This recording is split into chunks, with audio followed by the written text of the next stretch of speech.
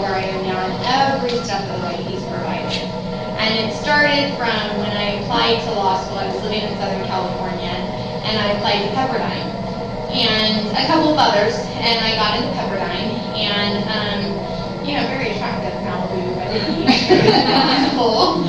And then I started looking at the costs. I'm not a person who likes to carry around a lot of debt, even if it's for an education. I wasn't sure what I wanted to do. I come from a big family. Family's always been important to me. I knew I kind of wanted that, even though I wasn't in any kind of relationship. And I was like, what if I can't pay this debt back, And so I deferred it for a year.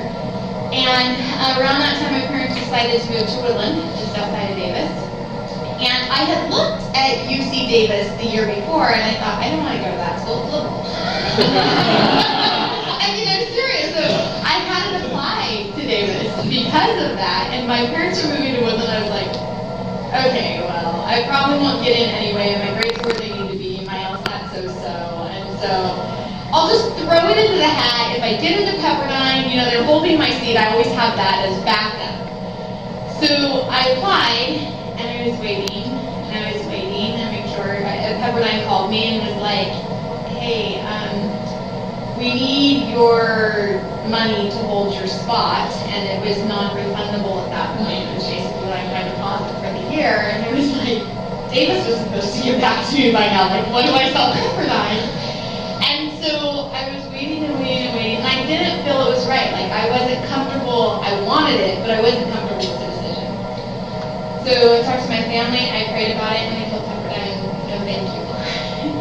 And I waited for about another 2 weeks, very anxiously waiting for the bill every day, and finally I got and I was expecting to be waitlisted if I got into Davis, to be honest, and I got an acceptance letter. And I was like, okay, you must really want this. So I went to Davis, and it was really good. I have to say, everything good I've learned as a practitioner probably came from Tim and Christine, working with them while I was going to law school. And all my mistakes I'll blame on me and UC Davis. But then the same thing happened with practice. I did not pass the bar the first time, and I was like, okay, and then I got married, and so I didn't sit for the bar for a while again. But God opened the doors for Tim's office to work with Tim, and so I was still in the legal community. And then Tim's partner came to me one day, kind of secretly. I've been thinking about taking the bar again, and was a little scared of it, to be honest. And Tim had been really good to me, had actually just given me health insurance benefits, which was huge. And his partner comes to me when he was in town one day and was like, hey, don't tell Tim I said this, but you really need to sit for the bar again. I was like, okay. So I took some time off and I sat for the bar and I passed. And you guys, God's timing is really, truly everything, because if I had applied to Davis the first year when I applied to Pepperdine, I don't know that I would have gotten in.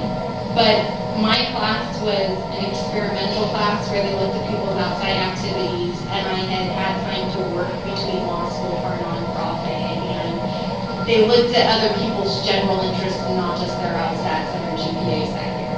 And so it was like, I don't think I would have made it in the year before if I had applied with that previous class. And that's the same thing with the bar. I was confident I had passed it the first time. There was a community property question on the bar. I was like ready for it. I had this brilliant answer. People were talking about it later because I had done a lot of work with family life. Like, that was so easy, you guys. And I was like, sure, I had done it, and then no, I hadn't.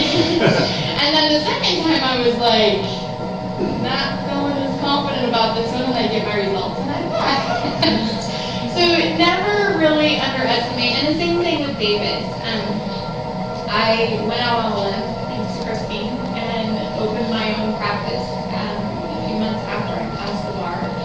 And he always provided the work that I needed, and that was what I needed then because I had my baby. It was very, very flexible, and it was the door got open